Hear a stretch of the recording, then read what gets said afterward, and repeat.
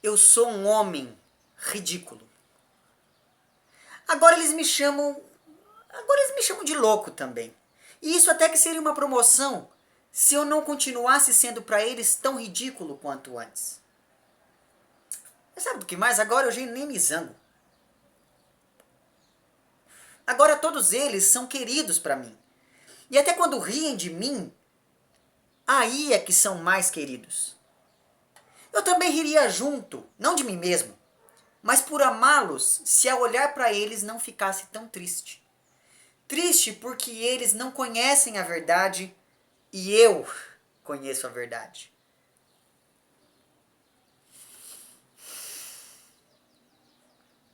Vou falar uma coisa para vocês, é duro conhecer a verdade sozinho.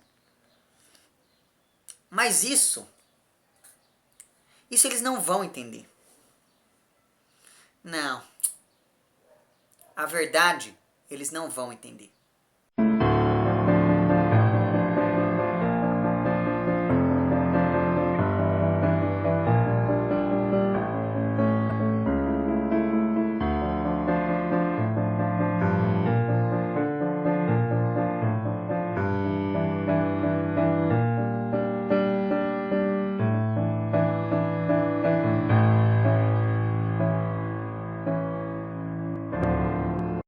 Olá pessoas, esse é outro vídeo meu aqui na internet e no vídeo de hoje então vamos falar um pouquinho sobre duas narrativas fantásticas do Sr. Dostoiévski. São elas então A Dócil, que é um texto publicado em novembro de 76, e O Sonho de um Homem Ridículo, que é um texto publicado em abril de 79. Esses dois textos eles foram publicados naquele Diário de um Escritor, que era um jornal literário que o Dostoiévski manteve durante os anos 70 do século XIX lá na Rússia. Mas enfim, esses dois textos foram considerados textos fantásticos pelo próprio Dostoiévski, que acreditava que o primeiro era fantástico por conta da forma com que o Dostoiévski resolve narrar o texto, e o segundo era fantástico por conta do conteúdo narrado pelo autor aqui.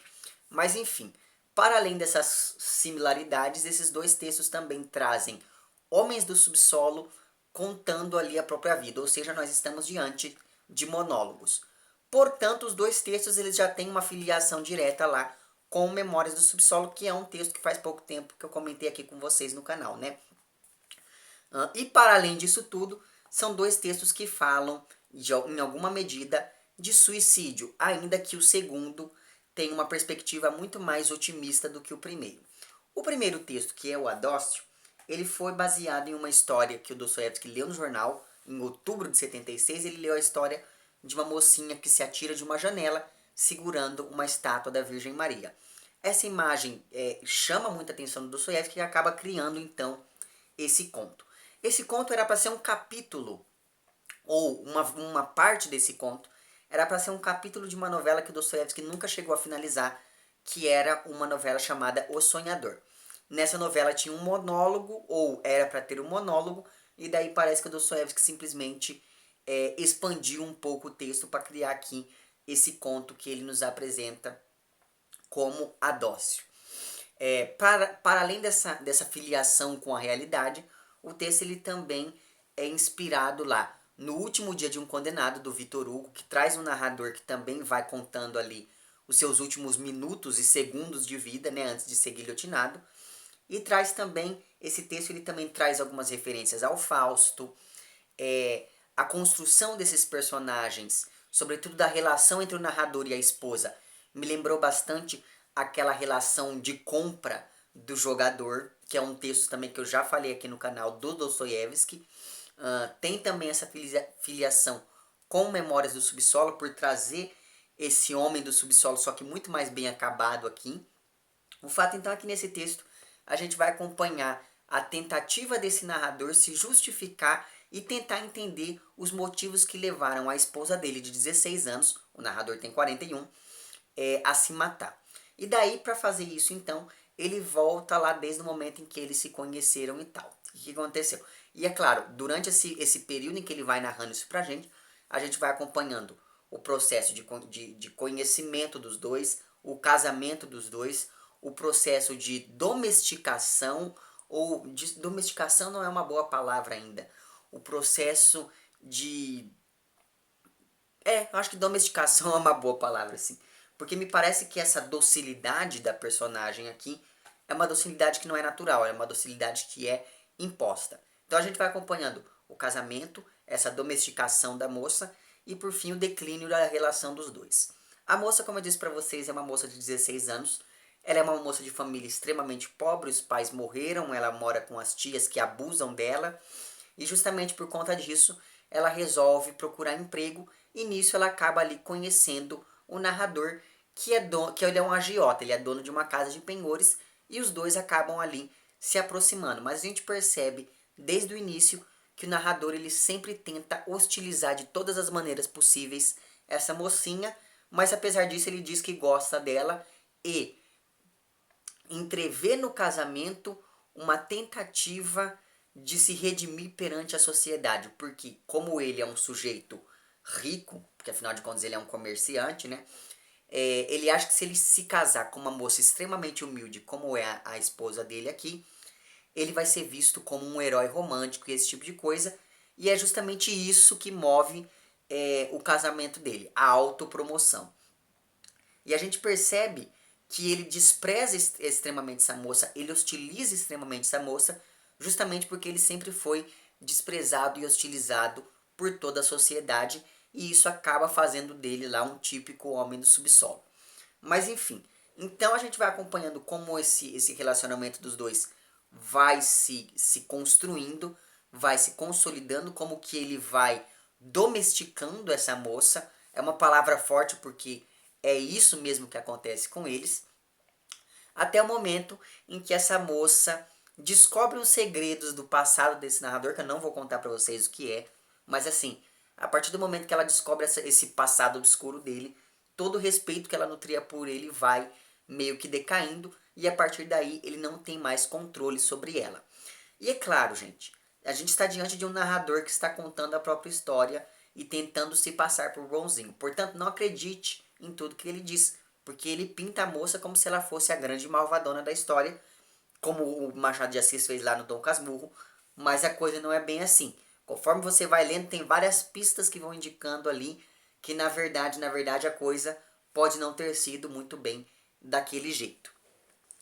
E a partir do momento então em que ele não consegue mais dominar essa moça, ele passa a exercer sobre ela uma violência psicológica que vai fazendo com que ela adoeça cada vez mais a ponto de só enxergar uma salvação para si própria no suicídio. A forma com que o Dostoiévski resolve então contar essa história pra gente é esse narrador sentado diante do cadáver da esposa contando toda essa história. E é justamente por isso que o Dostoiévski acredita que essa narrativa seja uma narrativa fantástica. Já o segundo texto, que é lá O Sonho de um Homem Ridículo, ele é fantástico por conta da matéria narrada mesmo e não apenas pelo modo como essa matéria chega ao leitor. Enfim, me parece que, como eu disse para vocês também, esse daqui também é um texto que fala sobre o suicídio e me parece que esse assim é a versão do Dostoiévski do que seria lá o Candide do Voltaire. Sabe aquela história toda do otimista e não sei o que, como é que é? Eu procurei o meu Candide aqui, mas eu não encontrei. O Cândido, né? Enfim, que é aquela história toda do rapaz que ele é influenciado a acreditar que a vida na Terra é a melhor das vidas possíveis e daí quando ele vai ver na prática a coisa não é bem assim. Me parece aqui que esse personagem do Dostoiévski ele inicia do ponto em que o Voltaire parou lá no livro dele e vai falando de como que esse personagem encara as coisas agora. E ele encara as coisas com uma tremenda indiferença. Ele também é um homem do subsolo, mas que ele não é tão bem acabado quanto o da primeira história, na minha opinião. Mas enfim, a gente vai acompanhando então o processo desse personagem descobrindo a indiferença que ele nutre pelas coisas, e é justamente por se sentir indiferente a tudo e a todos que ele resolve se matar. Só que, no momento em que ele está indo se matar, ele acaba então ali sendo barrado no caminho de casa por uma menininha pedindo ajuda. Inclusive a cena dessa menininha pedindo ajuda me lembrou bastante o Nietotka Niesvanova, também do Dostoiévski. Mas enfim, o fato então é que o narrador ele tenta demonstrar que está indiferente àquela cena, mas ele não consegue se sentir indiferente a ela, e é justamente isso que vai fazer com que ele comece a repensar essa ideia de suicídio.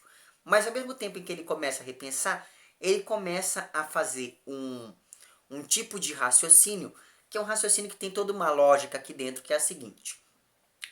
Ele se sente incomodado com a moça, com a menina, porque, e é claro, ele nega ajuda à menina, e ele se sente incomodado por conta disso, por causa das questões sociais. Só que daí ele pensa, bom, o mundo existe porque eu percebo o mundo. Portanto, se eu me matar, eu acabo destruindo o mundo, eu acabo matando o mundo junto comigo.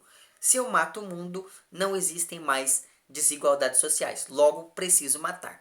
Só que daí ele está tentando fazer isso para mudar o foco da conversa, porque afinal de contas ele queria se matar não por uma questão social, mas sim por indiferença. Só que a partir do momento em que ele se preocupa com a moça, ele não é mais tão indiferente assim e cai nesse paradoxo. Essas questões todas levantadas por esse personagem, quando ele começa a falar que o mundo só existe porque ele o percebe, me lembrou bastante a filosofia de um cara chamado Berkeley, se não me engano. Lá ele tem um livro, eu até anotei aqui em alguma das páginas, porque senão eu ia me esquecer de comentar isso, que é lá o Tratado sobre os Princípios do Conhecimento Humano, que é um texto que a primeira vez que eu li eu fiquei totalmente amedrontado por esse texto, com a perspectiva de que as coisas não existam. Mas enfim, é um texto bem interessante e vale a pena você ler. E essa ideia toda de que o mundo não existe, de que o mundo só é perceptível para nós por causa dos sentidos, é uma coisa que esse filósofo já vinha tratando lá e que o Dostoiévski recupera aqui. Muito bem, então.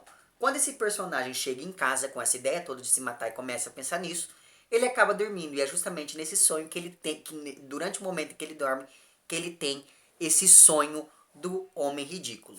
E é justamente esse sonho que torna ele um homem ridículo, porque quando ele começa a sonhar, ele entrevê a possibilidade de uma sociedade extremamente harmoniosa e extremamente utópica. Nesse sentido, então, esse texto do Dostoiévski ele vai se ligar muito àquelas utopias socialistas francesas dos anos 40, né, do século XIX.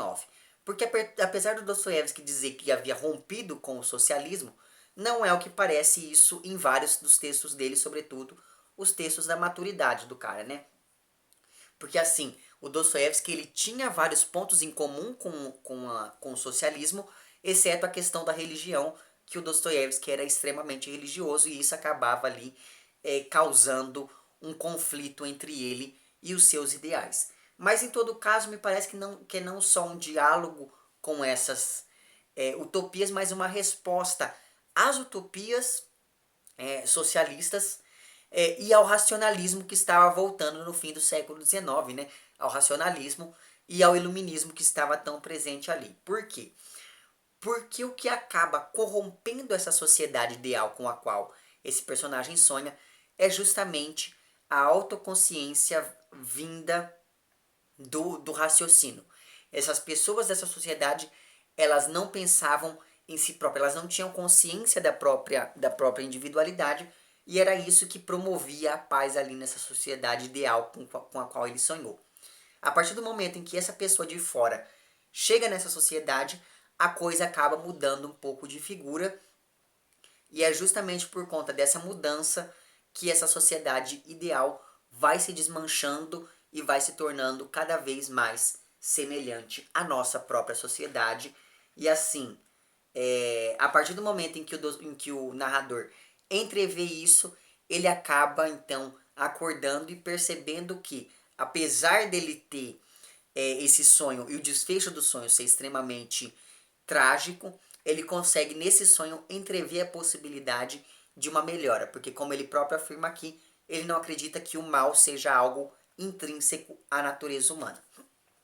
Sobre esse sonho ainda é interessante observar que quando o personagem está acordado, ele pensa que ele vai se matar dando um tiro na cabeça. E no sonho ele se mata dando um tiro no coração. Então me parece que existe essa diferença entre a cabeça enquanto símbolo do raciocínio e o coração enquanto símbolo do sentimento. Quem sabe se no sonho ele tivesse se matado dando um tiro na cabeça, essa desgraça toda não teria acometido essa sociedade utópica. E, enfim, eu não vou falar mais nada porque senão vai ser spoiler. Então eu recomendo fortemente a leitura desses dois textos. Não, você não precisa ter lido nenhum desses outros textos que eu citei aqui como bases para essas histórias, mas eu acredito eu que se você tiver lido, vai ficar mais fácil de você identificar alguns desses elementos aqui. Certo? É isso então, mais uma indicação excelente aqui do Sr. Dostoiévski. E é isso, se você gostou do vídeo, não esqueça de curtir e de compartilhar. Caso não tenha gostado, não esqueça de dizer lá embaixo por que não gostou. Se você está inscrito no meu canal, muito obrigado pela sua inscrição. E caso não esteja inscrito, se inscreva também lá embaixo. É isso então, um abraço para vocês todos e até o próximo vídeo e tchau.